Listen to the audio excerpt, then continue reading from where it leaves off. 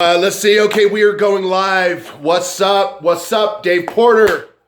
Hey, coming to you live, buddy. Brett Figueroa, live, Colorado. Welcome to February 28th. It's an amazing, amazing day. I've got a little schmutz, it looks like, here on my shirt. But you know what? It's all good, man. You're a roofer. You understand. I'm not a roofer, but I got schmutz.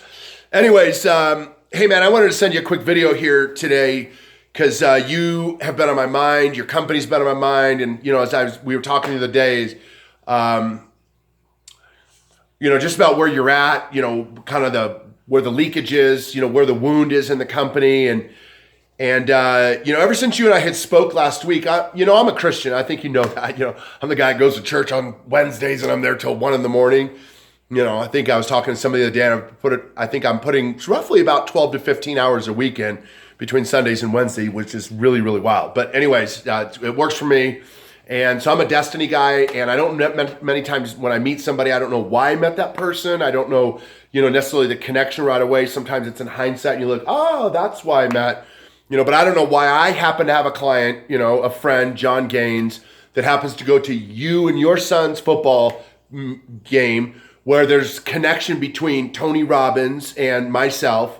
But there is, right? Out of all of Sacramento, out of all of, bam, there's this connection between this guy, Tony Robbins, and myself and yourself, and coming out of the city of Sacramento, which is, so for me, I look in and go, okay, all right, I'll surrender.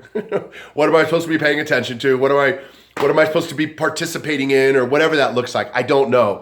But I know that when I listened to when you and I first made introductions and you shared with me, first of all, I thought you were totally awesome. Just great personality, great energy, great laughter, just great energy all the way around. It's just really an enjoyable call. And they're not always that way, of course, as you know. And, but when you shared with me your experience of going, okay, I've got this company and here's where we're at and here's what we're doing. And, we've been bleeding money every year. And, I had to take out a loan to, in order to keep this thing going and keep it afloat. And if it doesn't work out. And so, obviously choices are very important right now. Like, what you choose to do with this loan, what you choose in every direction you make is obviously a very important decision. Otherwise, you'll burn right through the cash and you'll be out of business and you'll be, doing flips, I think is what you made mention of yesterday or whenever that was we spoke. So it's really important, right? So I listen in and go, and I did a lot of praying on Wednesday too, like, am I supposed to be doing something? Am I supposed to have my hands in this on something? I've just been putting an enormous amount. I just turn it over to God. I used to not. I used to take control of all that, but I just turn it over now. And so I just feel like this hand on my shoulder that leads me into certain people's lives and, to help people in certain capacities. And so in any event, so I look at and go, okay, how can I help you? How can I help your company? What could that look like? First of all, I can help your company. That's like not even part of the equation. There's no question about it. I mean, after doing this 25 years and training 3,000 plus companies, I get to walk into a company and I get to be the outside guy that comes into the inside. And when the outside guy comes in to the inside, he gets to see what the inside people, they don't see. They don't see the different things because they're in those things, so they don't see them. It's the outside person that comes in and goes, there's a hole, there's a hole, there's a hole, there's a hole. There's all these issues, right? There's all these holes. I remember I was telling you I did Gilmore Heating and Air, and one of the exercises we did, and they got a big company, lots of people, lots of moving parts, lots of everything.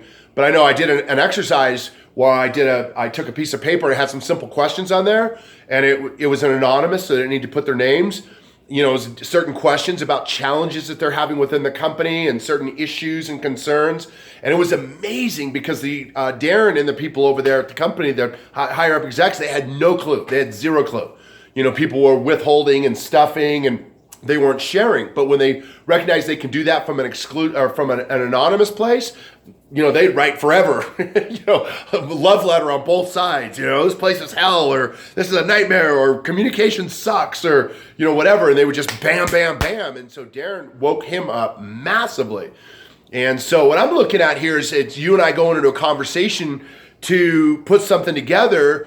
So where I come out to your company. So I don't know anything about, because I know when you and I first started talking, you were talking about putting your guys through some training of some sort. I think 6 of your people, and I don't know what that training is. I don't know what it entails. I don't know anything of that.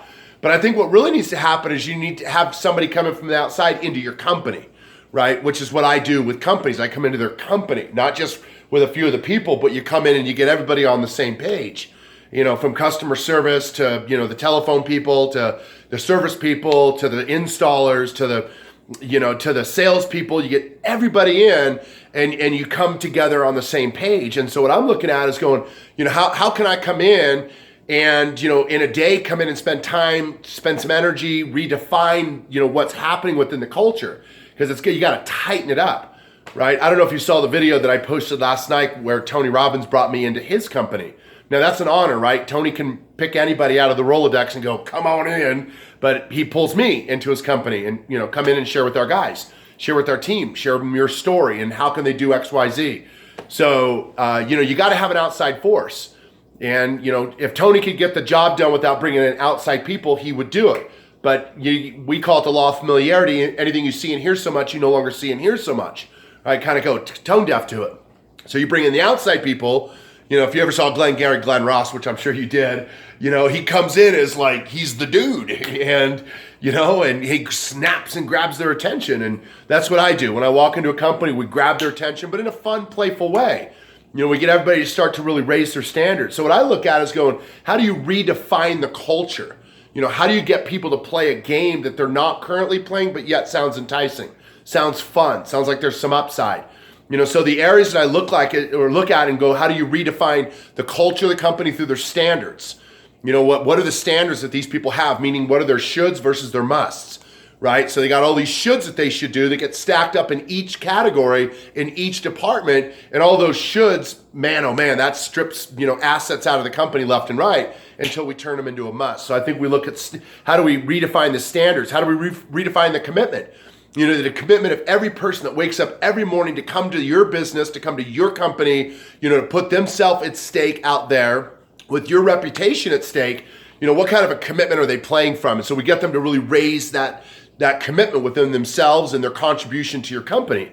And we look at competition. How are they competing? In terms as a whole, as a company, I'm all into competition. I love competition. That's why I was the number one guy at Robbins Company, because I love to compete. I love to look around and go, who's doing what? And then go, boom, you're going down, and you put new systems and strategy, you get people together to start to compete that says, from the leadership capacity that says, here guys, here's what we're up to. Here's where we're going. Here's who we're competing against. You guys in or out? Oh no, boss, we're in, right? You get everybody to ante up and play a new game because you, as the head of the company, make a decision to do something that is beyond norm. It's beyond the territory of what you normally are doing. You look at customer service.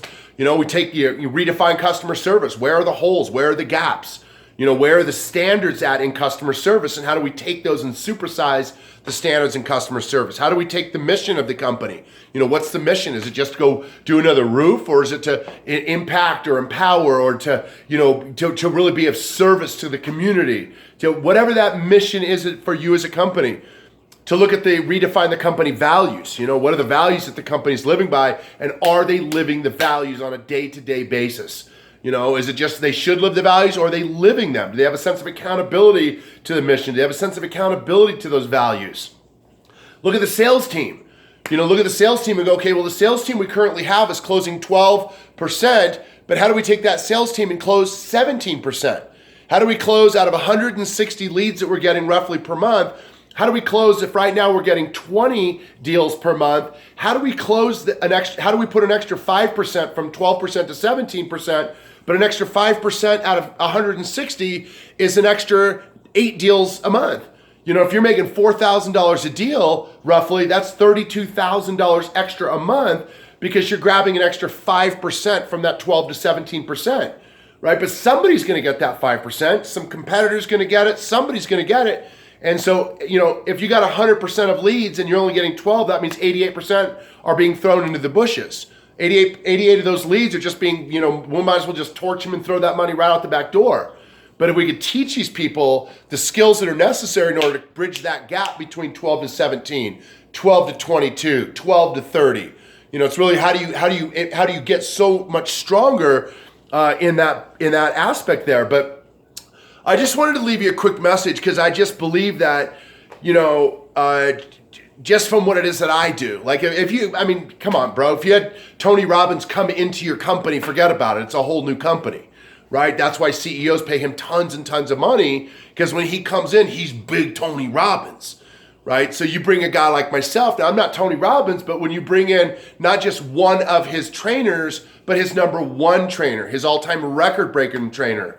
You know, we do an intro of Tony bringing me up on stage as, you know, as the intro into your company. People go, okay. And then I hit the stage. The key is can we get their listening ear? Now, that's the most important thing, right? Because if we can get their listening ear, and usually people's listening ear comes out of credentials. You know, if you got strong, powerful credentials, they listen very strong and very tight. And so I just believe that, you know, we have the ability for me to come out there, to spend some time, spend some energy, grab the group, grab the company, redefine the areas of the company that are so important. And, you know, you're going to dump your dollars somewhere. You're going to dump them somewhere. Do I dump them into getting more leads? Yeah, but if you dump them into getting more leads, you're still taking an 88% hit on that lead base. Because right now they're maxed at 12%, somewhere in that capacity. But with new efficiencies, you know, new processes, new standards in place, you take that from 12 to 17, from 12 to 22, from 12 to 30, but you know, whatever that is. And I guess I can't just help, but I just felt compelled to leave you this message here, and to, you know, for you and I to really look and go, okay, let's put something together where I can come in, and because your company has the ability to go from 2 to 10. I don't believe that it just has the ability. I think that's a low level. You go, I'm going to, you know, take it from 2 to 4. I was talking to somebody in the apparel business earlier today. We were talking about their business, and right now they're doing about $30,000 a month. And we said, no, let's just they were talking about going from 30 to 50. I said, just go from 30 to 100. Like, you can go from 30 to 100. When I worked at Robbins, I took my income from 10,000 a check to 100,000 a check, like a 90,000 increase. So you can go from 2 million to 10 million. It's not so far out of the boundaries where you look and go, oh, that's totally humanly impossible. We just need to work the math backwards. Everybody involved in that commitment, everybody involved in that, you know, the bigness of that dream, there's massive reward, because there's massive amounts of gravy, you know, that comes with that when you're doing huge amounts of business. So anyways, I'm going to upload this to YouTube. I'm going to flip you a link on this. You'll be good to go. And if you want to connect with me tonight, you want to connect with me sometime tomorrow, over the weekend, what have you. But if you want to do a little deep dive on this, but I love what you're about. I love that you're a Tony Robbins guy. And I just really have I think my heart plays on, you know, the heartstrings right now of going, okay, this guy's got to really make some wise choices with that money. You either just take it put it towards more of the same, or you take it and put it in the direction that's going to allow for you to get better in all your departments, not just one little department, or not just with a few of your top key people, but your whole company gets affected by that stuff. So anyways, buddy, have yourself an awesome day. I don't even know how long I talked here. Looks like, wow, 20 minutes. Holy smacks.